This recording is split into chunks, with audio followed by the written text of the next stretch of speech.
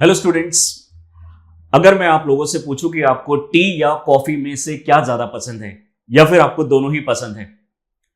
जी हाँ, टी और कॉफी ये हमारे इंडिया में और इंडिया के आसपास की कंट्रीज में इतना ज्यादा पॉपुलर बेवरेजेस है कि ये इतनी ज्यादा यूज की जाती है, इतनी ज्यादा पी जाती है कि इसकी जो प्रोडक्शन है वो भी धीरे धीरे बहुत ज्यादा इंक्रीज होने जा रही है। अगर हम बात करें कि अगर टी और कॉफी को अगर हमारे इंडिया में जैसी कंट्री में अगर कोई मेहमान आने पे सर्व ना किया जाए तो वो बुरा तक मान जाते हैं। जी हाँ, इतनी ज्यादा इंपॉर्टेंस है टी और कॉफी की हमारे इंडिया में। अगर किसी गेस्ट को इंपॉर्टेंट फील कराना हो और उसको अगर स्पेशल फील कराना हो तो इस तरह की जो बेवरेजेस हैं वो सर्व की जाती हैं। अगर हम पूरे वर्ल्ड में बात करें तो सबसे ज्यादा पीने जाने वाली जो ड्रिंक है वो है हमारा वाटर। उसके बाद सेकंड नंबर पे आता है टी और उसके बाद थर्ड नंबर पे आती है हमारी कॉफी। इस तरह के बेवरेजेस पूरे वर्ल्ड में इस तरह से फैले हुए हैं, यानी इस तरीके से पिए जाते हैं जिसकी कोई लिमिट अब धीरे धीरे अगर हम देख रहे हैं तो धीरे धीरे बढ़ती चली जा रही है। रिक्वायरमेंट की अगर हम बात करें तो 2025 तक, उसके एंड तक माना जा रहा है कि हमारी रिक्वायरमेंट 2015 से 2025 तक अगर हम देखें तो ये लगभग डबल हो जाएगी। धीरे धीरे इनकी जो रिक्वायरमेंट है, इनके जो प्रोसेसेस है, इनके जो जितना भी इनके अंदर में जो प्रोसेस मैकेनाइजेशन होता है उनके अंदर इनमें इंप्रूवमेंट हो रहा है, उसके अंदर में धीरे धीरे चेंजेस लाए जा रहे हैं। लेकिन क्या आप जानते हैं इस टी की शुरुआत और कॉफी की शुरुआत कहां से हुई? जी हां, टी की अगर हम बात करें तो चाइना में सबसे पहले 3rd सेंचुरी में इसको डिस्कवर किया गया था और धीरे धीरे करके इसको दूसरे वर्ल्ड में, दूसरे कंट्रीज में पहुंचाया गया। वहीं पे अगर हम कॉफी की अगर हम बात करें तो अफ्रीका की एक कंट्री इथोपिया से ये स्टार्ट हुई 9th सेंचुरी के अंदर में, और तब से इसकी रिक्वायरमेंट इतनी बढ़ती चली गई कि यूरोपियन कंट्रीज का एक फेवरेट ड्रिंक बन गया है T and coffee. European countries की डिमांड इस कदर बढ़ चुकी है कि ग्लोबल नॉर्थ की टोटल डिमांड को सेटिस्फाई करने के लिए जो ग्लोबल साउथ है, स्पेशली अगर हम बात करें इंडिया और आसपास की जो कंट्रीज है, वो उनकी रिक्वायरमेंट को फुलफिल करने के लिए अपने पूरे एफर्ट्स डाल रही है। डेफिनेटली हमारे यहाँ पे जो इंपॉर्टेंस है टी और कॉफी की वो इकोनॉमिक एस्पेक्ट से है, जिसकी वजह से हमारी आसपास की जो कंट्रीज है वो इसको ज्यादा प्रोड्यूस कर रही हैं। प्रोडक्शन की अगर हम बात करें तो टी को सबसे पहले चाइना ने प्रोड्यूस किया था और वही आज सबसे बड़ा प्रोड्यूसर भी है। चाइना की अगर हम बात करें तो उसके बाद धीरे करके ये चीज Sri Lanka, India, Peru, Laos, Cambodia, Vietnam, Indonesia, इन कंट्रीज में टी की प्रोडक्शन धीरे धीरे बढ़ती जा रही है, जिसमें चाइना सबसे नंबर 1 पे है। वहीं पे अगर हम कॉफी की अगर हम बात करते हैं तो कॉफी का आज सबसे ज्यादा जो प्रोडक्शन होता है, स्टार्ट तो ये हुआ था इथोपिया से, एक अफ्रीकन कंट्रीज से, लेकिन आज अगर हम साउथ अफ्रीका की कंट्री ब्राजील की अगर हम बात करें तो सबसे ज्यादा कॉफी प्रोडक्शन वहां पे होता है। उसके बाद अगर हम बात करें तो Vietnam, Laos, Cambodia, India, Peru, Ethiopia, ये सारी कंट्रीज कॉफी प्रोडक्शन में टॉप 10 में आती है।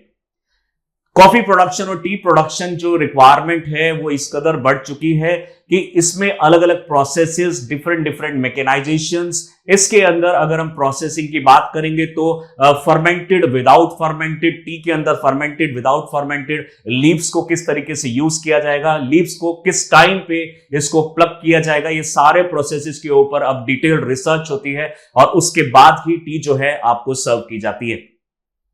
आज की हमारे जो टॉपिक है इसी से रिलेटेड है। रिसेंटली रिसर्च में पता चला है कि जो टी एंड कॉफी जैसे बेवरेजेस पूरे वर्ल्ड में इतने लार्ज स्केल में पिए जाते हैं, उसका एक बहुत ही गहरा, बहुत ही नेगेटिव इंपैक्ट पड़ता है हमारे कार्बन फुटप्रिंट के ऊपर। जी हाँ, एग्रीकल्चर की अगर हम बात करें, नीदरलैंड में एक स्टडी होती है तो उसमें पता चलता है कि 5% के आसपास जो डिफॉरेस्टेशन होता है वर्ल्ड के अंदर में वो हमारे इन 2 ड्रिंक्स की वजह से ही होता है। इसकी वजह से बहुत ज्यादा डिफॉरेस्टेशन, हार्वेस्टिंग प्रोसेस के अंदर में जो प्रोसेस किया जाता है उसके अंदर में जो हमारी जो नाइट्रस ऑक्साइड प्रोड्यूस होती है उससे भी पॉल्यूशन होता है, मीथेन प्रोड्यूस होती है, वो भी एक ग्लोबल हार्मिंग एक गैस है। अगर हम पूरे प्रोसेस की बात करें तो राइट फ्रॉम दी कल्टीवेशन, जब इसको कल्टीवेट किया जाता है तो उस टाइम पे पेस्टिसाइड्स यूज किए जाते हैं, फर्टिलाइजर्स यूज किए जाते हैं, डिफरेंट केमिकल्स यूज किए जाते हैं ताकि इसकी प्रोडक्टिविटी को बढ़ाया जा सके। वहीं पे कल्टीवेशन के बाद नेक्स्ट स्टेप आता है हमारा हार्वेस्टिंग का। जब इसको प्लग किया जाता है, प्लग करने टाइम पे भी वहां पे हमारे जो अलग अलग मशीन्स यूज की जाती है वहां पे भी हमारा कार्बन फुटप्रिंट जनरेट होता है। प्लग करने के बाद टी की अगर हम बात करेंगे तो टी एक ऐसा बेवरेजेस है एक जिसमें हमें जो प्लग करने के within 24 hour processing start करनी पड़ती है। इसलिए अगर इंडिया जैसी कंट्रीज में देखें तो जहां पे हमारा टी प्रोड्यूस किया जाता है उसी के आसपास में हमारी टी इंडस्ट्रीज भी मिलती हैं। डेफिनेटली इसका जो प्रोसेसिंग टाइम पीरियड है 1.5 साल के आसपास होता है, इसका पूरा आउटपुट 2 साल के आसपास निकल के आता है। इसलिए स्मॉल फार्मर्स टी प्रोडक्शन में ज्यादा इन्वॉल्व नहीं होते हैं।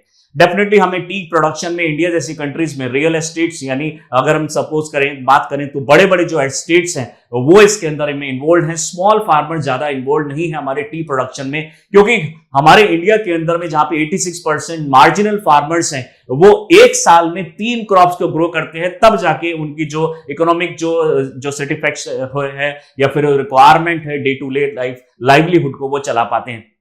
वहीं पे अगर हम बात करें ये 3 प्रोसेसेस जो साल भर में किए जाते हैं, वहीं पे अगर किसी फार्मर को बोला जाए कि आपको 2 साल बाद इसका आउटपुट मिलेगा, डेफिनेटली वो उसको प्रेफर नहीं करेगा। तो टी प्रोडक्शन में जनरली प्लकिंग के लिए आपको सेमी स्किल्ड या स्किल्ड वर्कर्स चाहिए होते हैं।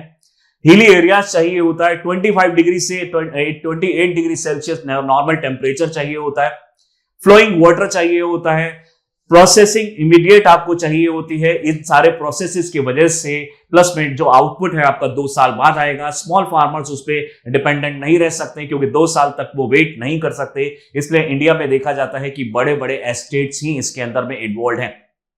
वहीं पे अगर हम कॉफी प्रोडक्शन की अगर हम बात करें तो कॉफी एक ऐसी चीज है जो हमारी लेटराइट सॉइल में भी और इस तरह के जो लाइमस्टोन के रेमिनेंट्स होते हैं, कास्ट टोपोग्राफी में अगर हम बात करेंगे तो कास्ट टोपोग्राफी के जो रेमिनेंट्स होते हैं केव फॉर्मेशन के बाद में, उसकी सॉइल के अंदर में भी कॉफी प्रोड्यूस की जा सकती है। स्मॉल फार्मर्स इसमें इंडिया में बहुत ज्यादा इन्वॉल्व हैं, बट जो एनवायरमेंटल कंडीशंस चाहिए वो मेनली हमें लेटराइट सॉइल में और साउथ इंडियन सॉइल में ही ज्यादा मिलती है। आज का हमारा टॉपिक इसी से रिलेटेड है। हम कंपेयर करेंगे आज की टी और कॉफी में कौन ज्यादा बेटर है, not in terms of taste, not in terms of their economic values, mainly अगर हम बात कर रहे हैं कार्बन फुटप्रिंट्स की। टी और कॉफी को किस तरीके से पिया जाता है, किस तरीके से उसमें जो इंग्रेडिएंट डाले जाते हैं उसका क्या इंपैक्ट पड़ता है हमारे कार्बन के ऊपर में, किस तरीके से वो ग्लोबल वार्मिंग करते हैं, ग्लोबल जो ग्रीन हाउस गैसेज हैं उसको एमिट करते हैं, हमारे ग्लोबल वार्मिंग में पार्टिसिपेट करते हैं, उनका क्या क्या रोल है, आज हम इसको डिटेल में देखने वाले हैं। आज का हमारा टॉपिक यही है, tea versus coffee, which beverage is more eco friendly. Recently researches हुई हैं काफी सारी कंट्रीज में जिसमें इन दोनों को प्रॉपरली इसको रिसर्च किया गया है और उसमें पता लगाया गया है कि कौन सा बेवरेज हमारे लिए ज्यादा इको फ्रेंडली होगा एज कंपेयर टू अदर।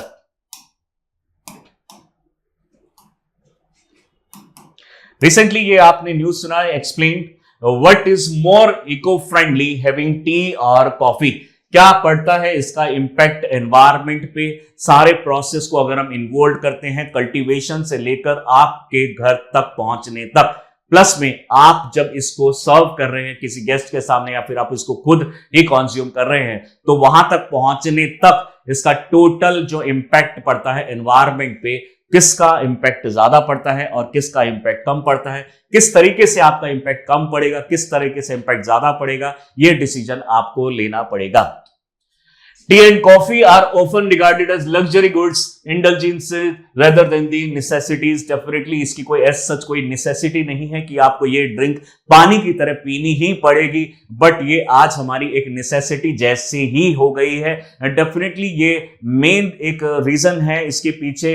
एक तो आप जब भी कोई एनर्जेटिक आपको ड्रिंक चाहिए होती है तो शायद वाटर उस टाइम पे इमीडिएट उतना हेल्प नहीं कर पाता है, तो वाटर के बाद जो हमारी जो एनर्जी हमें मेनली प्रोवाइड की जाती है वो कैफीन से, थियोफाइलिन से, थैनिन से, इस तरह के जो एजेंट्स इनके अंदर में प्रेजेंट होते हैं उनसे हमें इमीडिएट जो है एनर्जी मिलती है, जिसकी वजह से इन दोनों ड्रिंक्स को बहुत ही ज्यादा कंज्यूम किया जाता है। जब भी गेस्ट आते हैं उनको इमीडिएट ये दिया जाता है ताकि जब भी वो थक हार के यहाँ पे पहुंचे हैं, आपके घर तक पहुंचे हैं, या फिर आप भी जब घर थक हार के घर पे पहुंचते हैं तो आप एक ऐसी ड्रिंक चाहिए होती है जो आपकी जो एनर्जी है उसके लेवल को दोबारा से रिट्रीव कर सके, दोबारा से ला सके। Yet for many daily doses of these beloved beverages is essential starting the day. काफी लोगों की जो दिन की शुरुआत है वो टी या कॉफी से ही होती है। कई लोग इसको एक तरीके से अपना एक मीडियम बना लेते हैं कि जब भी कोई काम करते हैं वो उससे पहले टी या कॉफी को बिल्कुल कंज्यूम करते हैं और उनसे उनका कहना है कि मेंटल सेटिस्फैक्शन मिलती है, कॉन्शियसनेस बढ़ जाती है और उनका जो वर्क एफिशिएंसी है, आउटपुट है, वो भी इससे बढ़ता है। Definitely no doubt in it. Tea is the second most consumed drink globally, अगर हम वाटर के बाद अगर इसको देखें तो, और उसके बाद अगर हम देखेंगे तो कॉफी भी इसका ये थर्ड जो लार्जेस्ट कंज्यूमेबल जो ड्रिंक है वो बन जाती है। Today, tea and coffee are cultivated intensively and shipped worldwide, but their production also raises importance environmental concern. जैसे जैसे रिक्वायरमेंट बढ़ती चली जा रही है, mainly European countries, western countries जो इनकी रिक्वायरमेंट को बढ़ा रहे हैं, उनकी रिक्वायरमेंट को सेटिस्फाई करने के लिए ग्लोबल साउथ की अगर हम बात करें, स्पेशली अगर हम बात करेंगे ये 8-10 जो कंट्रीज हैं, पेरू है, इथोपिया है, इंडिया है, श्रीलंका है, लाओस, कंबोडिया, इंडोनेशिया, ये जो कंट्रीज हैं, ये इनकी रिक्वायरमेंट को फुलफिल करने के लिए अपनी कंट्री में बहुत ज्यादा पॉल्यूशन को बियर कर रही हैं। बात करेंगे कल्चरल, इसका क्या सिग्निफिकेंस है। Cultural significance of these drinks is profound. Coffee origin trace back to 9th century Ethiopia में। जैसे मैंने आपको बताया कि कॉफी का सबसे पहले इंट्रोडक्शन होता है इथोपिया के अंदर में, जिस टाइम पे एक जो हर्डर थे, गॉड हर्डर थे, कार्डी नाम के एक गॉड हर्डर थे, उन्होंने इस ड्रिंक को सबसे पहले कंज्यूम करके देखा और उनको बहुत ज्यादा एनर्जी महसूस हुई और उसके बाद से ये धीरे धीरे फेमस होता चला गया। Meanwhile, tea has its roots in the ancient China. अगर हम वहीं पे टी की अगर हम बात करेंगे तो चाइना में इसको कंज्यूम किया जाता था एनर्जी के लिए, क्योंकि आप जानते होंगे कि चाइना के अंदर में बहुत ही ज्यादा हिली एरिया होने की वजह से जो वहां पे पहाड़ पे रहने वाले लोग हैं उनको बहुत ज्यादा एनर्जी चाहिए होती थी अप क्लाइंब करने के लिए, ऊपर चढ़ने के लिए। तो इस तरह की जो ड्रिंक्स है उसको काफी ज्यादा कंज्यूम किया जाता है चाइना जैसी कंट्रीज में, जहां पे हमारे ज्यादातर टेम्परेचर लो भी रहता है और उसमें भी ये बहुत ज्यादा खासा हेल्पफुल रहती है। Link to the legendary figure Shen Nong. अगर हम एक मिजरी पर्सन की बात करें जो वहां पे बहुत ज्यादा फेमस थे, शेन नोंग, इन्होंने इसको सबसे पहले नोटिस किया और धीरे धीरे मेन प्रॉब्लम था यहाँ पे, इन्होंने गलती से, शेन नोंग ने गलती से एक पॉइजन कंज्यूम कर लिया था। पॉइजन कंज्यूम करने के बाद यहाँ पे पहले से ही ये एक प्लांटेशन यानी कॉफी के जो बीन्स होते हैं वो पहले से ही फेमस थे, लेकिन उसका इतना ज्यादा इंपॉर्टेंस पता नहीं था और उस टाइम पे टी को यहाँ पे उनके माउथ में फोर्सफुली, और जब वो अनकॉन्शियस हो गए थे, फोर्सफुली उनके माउथ में उसको डाला गया और धीरे धीरे देखा गया कि वो पॉइजन, उनका जो इफेक्ट है वो खत्म हो गया और उसके बाद से इसके मिराकुलस जो इफेक्ट देखे गए और उसके बाद धीरे धीरे जो टी है वो फेमस हो गई चाइना के अंदर में। उसके बाद ये दूसरी कंट्रीज के अंदर में इंट्रोड्यूस की गई। ब्रिटिशर्स जब इंडिया में आए उस टाइम पे ब्रिटेन और आसपास की कंट्रीज, यूरोपियन कंट्रीज में भी इंट्रोड्यूस किया गया और आज रिक्वायरमेंट ये है कि उनकी जो डेली की शुरुआत है वो टी या कॉफी से ही होती है।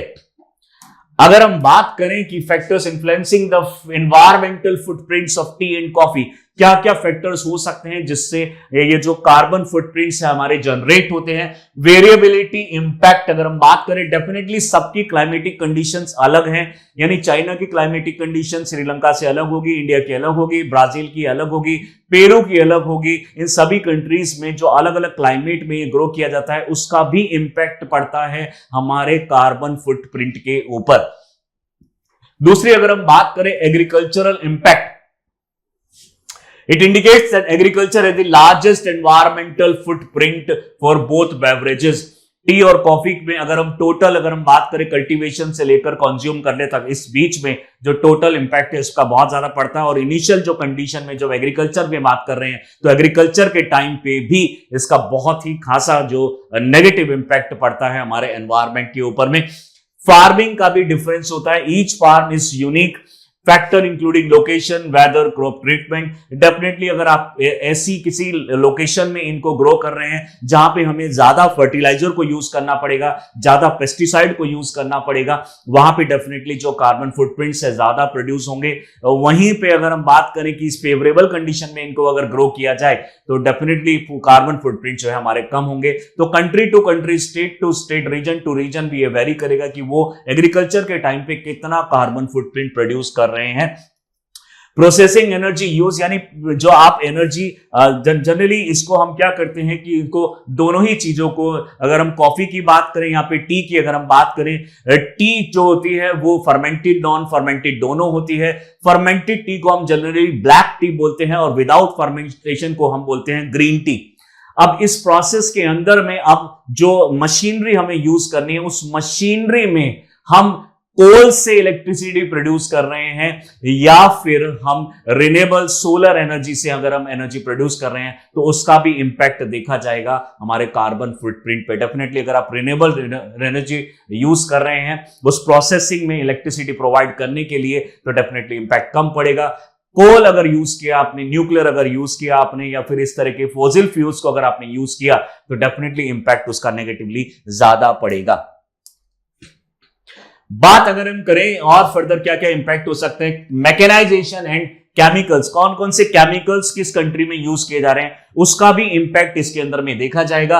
Mechanise harvesting and use of fertilisers, different types of fertilisers we are using, in which we are using NPK in different ratios. कभी हम 4:1 रेशियो यूज करते हैं, कभी हम 3:1 यूज करते हैं, कभी हम 8:3:1 रेशियो यूज करते हैं अपनी रिक्वायरमेंट के हिसाब से, यानी हमारा 8 होगा ये, 2 होगा ये और ये 1 होगा ये। रिक्वायरमेंट के हिसाब से इनकी परसेंटेज को इंक्रीज या डिक्रीज किया जाता है, जिसके हिसाब से हमारी जो सॉइल है वो भी इनफर्टाइल हो सकती है अगर हम इसका एक्सेसिव यूज कर लेंगे तो। Coffee is now primarily grown in large sun exposed plantation, increasing water and chemical use. Coffee की अगर हम बात करें तो मेनली साउथ इंडिया में या फिर जहां पे भी फॉरेस्ट एरिया थे, वहां पे अंडर में, यानी जो हमारे फॉरेस्ट होते हैं, ट्रीज के नीचे वाले एरिया में कॉफी को ग्रो किया जाता था, क्योंकि रिक्वायरमेंट बहुत ज्यादा नहीं थी, तो मेनली फॉरेस्ट एरिया में कॉफी को आराम से ग्रो कर लिया जाता था। लेकिन जैसे जैसे कॉफी की रिक्वायरमेंट बढ़ती चली जा रही है, हम इतने फॉरेस्ट नहीं है कि उसके अंडर में हम इसको ग्रो कर सकें, तो डेफिनेटली अब इसको एक्सपोज करना पड़ रहा है। कॉफी को जैसे ही सन के सामने एक्सपोज करना पड़ेगा ज्यादा, तो डेफिनेटली वाटर की रिक्वायरमेंट बढ़ जाएगी, पेस्टिसाइड की रिक्वायरमेंट बढ़ जाएगी, फर्टिलाइजर की रिक्वायरमेंट बढ़ जाएगी, क्योंकि जितना ज्यादा वाटर यूज किया जाएगा उतना ज्यादा लीचिंग इफेक्ट भी होता है। लीचिंग इफेक्ट को कम करने के लिए, यानी जो लीचिंग का मतलब है कि जो मिनरल्स होते हैं they actually move away from the reach of the plants, तो वहां पे मिनरल्स को बने रहने के लिए हमें जो ज्यादा से ज्यादा मिनरल डालने पड़ेंगे, हमें पानी भी ज्यादा चाहिए, क्योंकि अब हम एक लार्जर एरिया में इसको ग्रो करने लगे हैं टू सेटिस्फाई दी जो वर्ल्ड्स नीड। डिफॉरेस्टेशन की बात करें तो बहुत ही ज्यादा नेगेटिव इंपैक्ट पड़ता है हमें टी और कॉफी को प्रोड्यूस करने के लिए। जैसे जैसे इसकी रिक्वायरमेंट बढ़ रही है, हमें प्रोड्यूस करने के लिए ज्यादा एरिया चाहिए, फॉरेस्ट को काटा जा रहा है। एक रिसर्च के अकॉर्डिंगली पता चला है कि 1,30,000 हेक्टेयर ऑफ फॉरेस्ट लॉस हो जाते हैं every year for the coffee production, अगर हम बात करें तो, जो कि लगभग 5% होगा ग्लोबल का। यानी अगर हमारा ग्लोबल इसी तरीके से कम होता चला जाए तो डेफिनेटली एक दिन ऐसा आएगा कि हमारे जो टी एंड कॉफी जो है वो प्रोड्यूस होंगी, लेकिन हमारे पास फॉरेस्ट प्रेजेंट नहीं होंगे कार्बन डाइऑक्साइड को सिंक करने के लिए या सिक्वेस्ट्रेशन करने के लिए। और अगर हम फैक्टर की बात करें तो पैकिंग पे भी इसका इंपैक्ट पड़ता है कि आप किस तरह की पैकिंग यूज कर रहे हैं। The environmental footprint of packing varies based on the material, plastic and recycled paper. यानी आप किस तरह का पेपर यूज कर रहे हैं, या तो उसके अंदर या प्लास्टिक यूज कर रहे हैं, पेपर या प्लास्टिक या यूज कर रहे हैं। प्लास्टिक अगर हम देखा जाएगा तो ज्यादातर जो प्लास्टिक है वो नॉन रिसाइकलेबल है, जिसको रिसाइकल नहीं किया जा सकता ज्यादातर में। लेकिन वहीं पे अगर हम पेपर की बात करें तो रिसाइकेबल है, उसको हम दोबारा से भी यूज कर सकते हैं, तो इसके ऊपर भी ये फैक्टर डिपेंड करता है। Packing can help reduce food waste which generate methane when decomposing. यानी अगर हम इसको डिकम्पोज करने की भी अगर जरूरत होगी तो डिकम्पोज के टाइम पे भी मीथेन प्रोड्यूस होगा, that is again a global warming gas. बात करें कॉफी वेस्ट की तो coffee waste with study suggested at about 1/3 of the brewed coffee is typically discarded. यानी अगर हम बात करें तो कॉफी के अंदर में जनरली आपने देखा होगा एक फॉर्म बनाई जाती है, एक लेदर बनाया जाता है, उसको और ज्यादा एक तरीके से इंटरेस्टिंग कॉफी बनाने के लिए। जनरली उसका टेस्ट उससे वो नहीं बढ़ता है, बट उससे जो है उसका जो ब्रूनेस होती है या फिर फॉर्म से जो उसका जो कलर है वो एक निखर के आता है, जिसकी वजह से सिर्फ यानी उसके कलर की वजह से और उसमें टेस्ट बहुत ज्यादा नहीं होता है, उसकी वजह से भी काफी ज्यादा, अगर जो रिसर्च में पता चला है कि जो 1/3 ऑफ द कॉफी है वो हम लोग कॉफी जो बाउल होता है, कॉफी जो कप होता है, उसके अंदर ही इसको छोड़ दिया जाता है। डेफिनेटली ये एक बहुत बड़ा लॉस है। फार्मर ने अपनी पूरी एनर्जी लगाई है, फर्टिलाइजर पेस्टिसाइड यूज किए गए हैं, इकोनॉमिक एक्टिविटीज हुई हैं, ट्रांसपोर्टेशन हुआ है, प्रोसेसिंग हुई है, और आपने 1/3 को डायरेक्टली वेस्ट कर दिया। डेफिनेटली इसके ऊपर भी इसका कार्बन फुटप्रिंट बढ़ता चला जाता है। ट्रांसपोर्टेशन में आप कौन सा ट्रांसपोर्टेशन यूज करते हैं? सी ट्रांसपोर्ट यूज करते हैं, रोड ट्रांसपोर्ट यूज करते हैं, एयर ट्रांसपोर्ट यूज करते हैं, तो उस पर भी खासा इसका फर्क पड़ता है। सबसे सस्ता पड़ता है हमारा सी ट्रांसपोर्ट। अगर कोई कंट्री सी ट्रांसपोर्ट नहीं यूज कर रही है तो डेफिनेटली उसका भी कार्बन फुटप्रिंट इसके अंदर में बढ़ जाएगा। तो जिस तरीके से हमारी इसकी रिक्वायरमेंट बढ़ती चली जा रही है, हमारे कार्बन फुटप्रिंट भी धीरे धीरे बढ़ते चले जा रहे हैं। अगर हम कंपैरेटिव स्टडी की बात करें, टी और कॉफी में कौन सा ज्यादा सुप्रीम है, कौन सा ज्यादा आपके अगर हम देखेंगे तो हमारे लिए इको फ्रेंडली है। बात करते हैं comparing tea and coffee is complex due to the wide variety of the each product. जो भी हमने अभी तक डिस्कस किए हैं उस उन फैक्टर्स पे भी डिपेंड करता है। यानी सिर्फ ये फैक्टर डिपेंड नहीं करता कि टी पी रहे हैं या फिर आप कॉफी पी रहे हैं, टी और कॉफी को किस तरीके से पैक किया जा रहा है, उसमें ट्रांसपोर्टेशन किस तरीके से की जा रही है, प्रोसेसिंग में कौन सी एनर्जी को यूज किया जा रहा है, आप कितना मटेरियल आप पीने वक्त उसको छोड़ देते हैं, कितने को रिसाइकल करते हैं, इन सारे फैक्टर्स के ऊपर भी इसको यानी ये सारी चीजें डिपेंड करती हैं। Researchers find that cup of tea has a smaller carbon footprint than coffee compare means as compare to without additives. यानी अगर हम एडिटिव्स की ना बात करें, यानी उसमें मिल्क, शुगर, ये दो चीजें अगर हम एक्सक्लूड कर दें, तो अगर हम ब्लैक कॉफी और ब्लैक टी की अगर हम कंपेयर करेंगे तो उसके अंदर में टी जो होती है कंपैरेटिवली लेस क्वांटिटी में रिक्वायरमेंट होती है। यानी अगर हम 2 ग्राम का अगर हम टी बना रहे हैं तो वहीं पे कॉफी को हमें 7 ग्राम में बनानी पड़ती है सेम रिक्वायरमेंट को फुलफिल करने के लिए। डेफिनेटली इस कंटेक्स्ट में अगर हम देखते हैं तो क्वांटिटी के कंटेक्स्ट में T is better than coffee. वहीं पे अगर हम टी बैग्स की अगर हम बात कर रहे हैं, 2 ग्राम जो मैंने अभी बताया आपको टी लीव्स चाहिए होती है, while a cup of coffee require near about 7 gram of beans. जो बीन्स है हमें 7 ग्राम के आसपास चाहिए होती है, टी जो है हमें 2 ग्राम के आसपास चाहिए होती है। अगर हम विदाउट मिल्क एंड जो शुगर है उसको हम पी रहे हैं तो वहीं पे आपके डिपेंड करता है कि आपने उसके अंदर में कितना शुगर इन्वॉल्व किया है। अगर आप ज्यादा टी के अंदर में जनरली जो शुगर है उसकी क्वांटिटी जो है वो आपके डेफिनेटली टेस्ट के ऊपर, कॉफी की क्वांटिटी टेस्ट के ऊपर डिपेंड करती है, बट जो शुगर बनाने में लगा है उसके अंदर भी कार्बन फुटप्रिंट जनरेट हुआ होगा, उसको भी हमें इसके अंदर में इन्वॉल्व करना पड़ेगा। यानी जो टी और कॉफी जो आपने कप में बचा दी है उसका एक बहुत बड़ा कार्बन इंपैक्ट पड़ता है हमारे एनवायरनमेंट के ऊपर। यानी अगर हम टी को डायरेक्टली लीव्स की फॉर्म में पिएंगे कंपैरेटिवली कम होता है, और अगर हम इसको जो हमारे जो ब्रूड की फॉर्म में या फिर फर्मेंटेड की फॉर्म में अगर पीते हैं तो उसका कार्बन इंपैक्ट ज्यादा पड़ता है। यानी अगर ध्यान रखिएगा, अगर आप नेक्स्ट टाइम टी या कॉफी लेने जाएं, स्पेशली टी की अगर हम बात करें तो जो लीव्स होती हैं उसको डायरेक्टली लिया जाए तो कार्बन फुटप्रिंट कम होता है। अगर लीव्स को हम फर्दर कॉन्साइज करके जो छोटे पीसेस में उसको कन्वर्ट करते हैं उसके लिए अलग से प्रोसेस करना पड़ता है, और उस प्रोसेस के लिए भी कार्बन फुटप्रिंट जनरेट होता है। तो फैसला ये आपका होगा। अगर हम उसके अंदर में मिल्क इंक्लूड कर देते हैं तो किसका इंपैक्ट ज्यादा पड़ता है? डेफिनेटली देखा जाता है कि कॉफी जो होती है उसमें ज्यादा मिल्क को यूज किया जाता है, टी के अंदर में कम मिल्क को यूज किया जाता है। अब यह भी डिपेंड करता है कि वो मिल्क आपने डेयरी से लिया है या फिर वो आपका मैकेनाइज्ड है, यानी कंपनी में, इंडस्ट्री में बनाया गया है। डेफिनेटली अगर हम काउ मिल्क या बफेलो मिल्क को यूज करते हैं तो कार्बन फुटप्रिंट उसमें बहुत ज्यादा गलता है। यानी अगर हम कॉफी पी रहे हैं और उसमें अगर हम काउ मिल्क, बफेलो मिल्क अगर डालेंगे, गोट मिल्क अगर हम डालेंगे तो डेफिनेटली उसके अंदर में जो कार्बन फुटप्रिंट है बढ़ जाएंगे। वहीं पे अगर हम इंडस्ट्री में बनने वाले जो पाउडर्ड मिल्क है उनको अगर हम यूज करते हैं तो कंपैरेटिवली लेस जो है हमारा कार्बन फुटप्रिंट जनरेट होता है। The choice of milk is crucial, switching to plant based milk or drinking black coffee और tea can reduce environmental problem. यानी जस्ट ये डिसाइड कर लेने से कि आप कौन सा मिल्क यूज करेंगे, सिर्फ ये डिसाइड कर लेने से कि आपको जो लास्ट में आपको टी कॉफी कितनी आपको उसमें छोड़नी है, उससे भी आपका कार्बन फुटप्रिंट डिसाइड हो रहा है। डेफिनेटली ये जो रिसर्च की गई है, ये लगभग 18 से 30 साल इसमें इन्वॉल्व किए गए हैं, बहुत सारे साइंटिस्ट इसमें लगे हैं और उसके बाद में ये रिसर्च सामने आई है। हमें इसके बारे में कुछ सोचना चाहिए।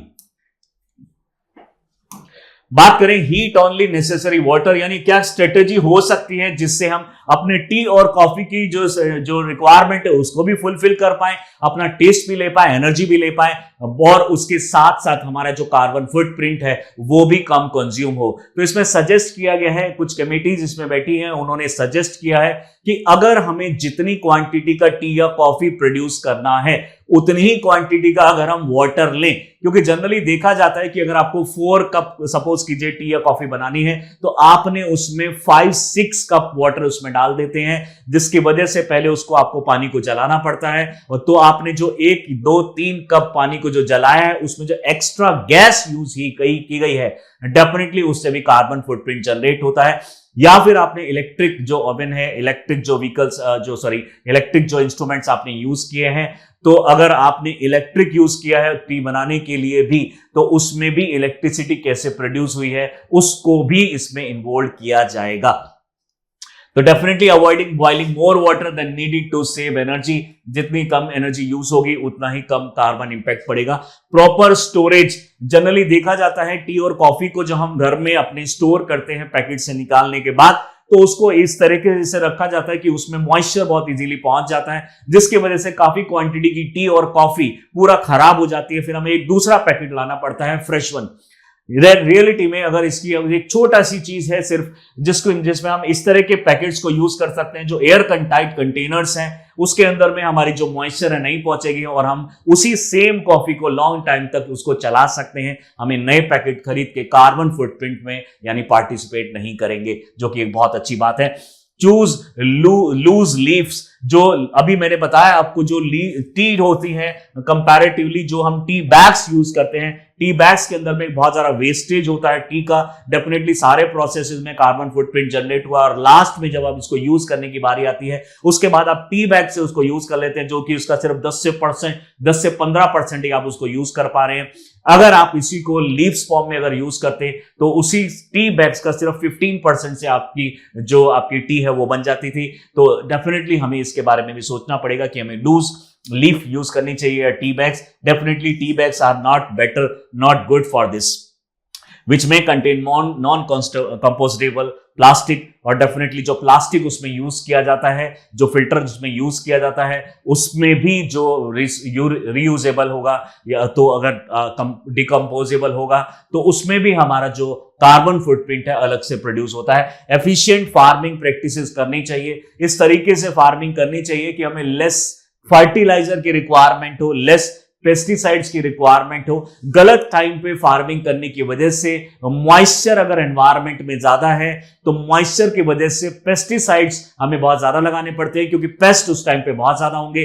बैक्टीरियल इन्फेक्शन, फंगल इन्फेक्शन बहुत ज्यादा हो जाता है, पैरासाइट्स बहुत ज्यादा आ जाते हैं हमारे क्रॉप्स के ऊपर में।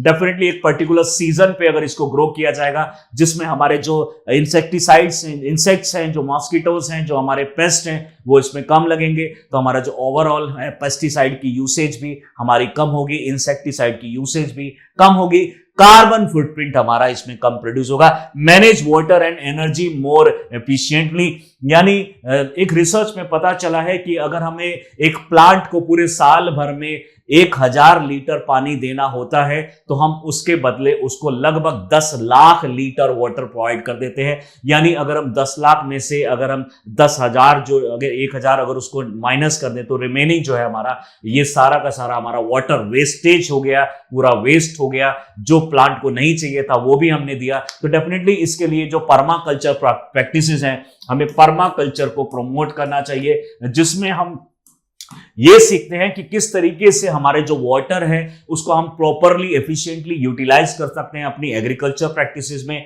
जो वाटर एक्सेस हो जाए उसको कहां पे यूटिलाइज कर सकते हैं। इंडिया के अंदर में बहुत सारी यूनिवर्सिटीज में जिसमें पर्माकल्चर जैसे जो कोर्सेज भी चलाए जाते हैं, खुद यूनिवर्सिटीज इसको फॉलो करती हैं। डेफिनेटली इसको और प्रमोट और अवेयर करने की जरूरत है।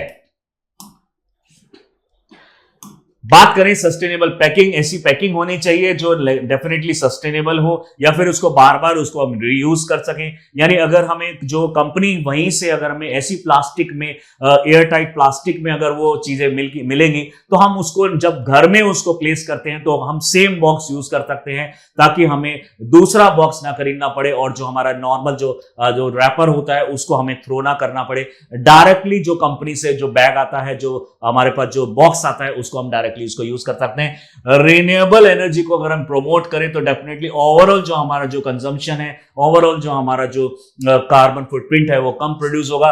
रेगुलेटरी मेजर्स की बहुत ज्यादा जरूरत है। डिफॉरेस्टेशन के ऊपर हमें कंट्रोल करना पड़ेगा। ऐसा नहीं होना चाहिए कि इकोनॉमी के चक्कर में हम अपनी जो इकोलॉजी जो एनवायरमेंट है उसको लूज कर देंगे। आप जानते होंगे economy is indirectly proportional to the ecology environment. यानी जब हम इकोनॉमी को बढ़ाने की कोशिश करते हैं तो एनवायरमेंट हमारा डाउन हो जाता है। एनवायरमेंट को इंप्रूव करने की कोशिश करते हैं तो इकोनॉमी जो कंट्री की है वो डाउन हो जाती है। तो हमें एक बैलेंस अप्रोच अपनानी चाहिए। इसके अंदर में फ्यूचर कंसिडरेशन हमें देखना चाहिए। With coffee consumption expected to double in 25 years, जिस तरीके से हमारा जो वर्किंग स्ट्रेस है वो बढ़ता चला जा रहा है, लेबर जो है वो बहुत ज्यादा स्ट्रेस फील करती है काम करते वक्त, एनर्जी बॉडी में हमें चाहिए होती है, जिसकी वजह से इस तरह के बेवरेजेस की जो रिक्वायरमेंट है वो बढ़ती चली जा रही है। वर्क कल्चर को अगर हम थोड़ा चेंज कर पाए, अगर हम कंपनीज में जो टाइमिंग है उसको अगर हम चेंज कर पाए, जो एक तरीके से जो रेस्ट का टाइम है वो भी अगर हम दे पाए अपने जो एम्प्लॉयज हैं और इन सब को, तो इन सब की रिक्वायरमेंट भी बहुत ज्यादा कम हो सकती है। अगर हम एक्सपेक्टेड अगर हम वैल्यू देखें तो 25 ईयर में इसकी रिक्वायरमेंट अगर डबल होगी तो डेफिनेटली इसको ग्रो भी ज्यादा किया जाएगा। फर्टिलाइजर्स, हार्वेस्टिंग और ये सारे प्रोसेस को भी डबल किया जाएगा और हमारा जो कार्बन फुटप्रिंट है वो भी डबल से ज्यादा हो सकता है। सस्टेनेबल प्रैक्टिसेस हमें करनी चाहिए। अगर हमें अगर इसको लॉन्ग टर्म के लिए यूज करना है तो जो प्रोसेस हमने बताए हैं इनको हमें फॉलो करना चाहिए। इसी टॉपिक से रिलेटेड एक क्वेश्चन आपके लिए लेकर आए हैं। Discuss the environmental impact of T and coffee production. Full stop. What measures can be implemented to minimize these effects while meeting the growing global demand for these beverages? इन जो demand है उसको कम करने के लिए हम क्या क्या स्टेप्स उठा सकते हैं, इस तरह के जो इम्पैक्ट पड़ रहे हैं हमारे एनवायरमेंटल पे उसके ऊपर में आप इसको डिस्कस कीजिए।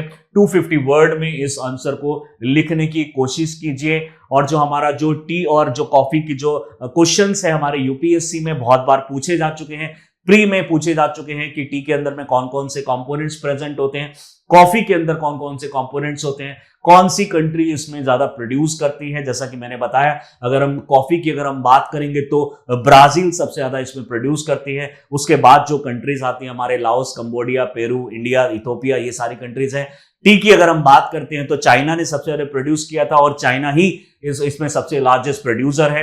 कंज्यूम भी चाइना में बहुत ज्यादा होता है। उसके बाद आता है हमारे श्रीलंका, इंडिया आती है, पेरू आता है और उसके बाद हमारे जो लाओस, कंबोडिया, वियतनाम है, इंडोनेशिया है, ये सारी कंट्रीज इसमें ज्यादा प्रोड्यूस करती हैं। कहाँ पे प्रोड्यूस होता है, क्या क्या इकोनॉमिक एक्टिविटीज होती हैं, किस किस तरीके से ग्रो किया जाता है, इस तरह के क्वेश्चन आते रहते हैं। टी और कॉफी से रिलेटेड जो रिसेंट रिसर्च है इसके ऊपर क्वेश्चन भी आने के बहुत ज्यादा चांसेस है।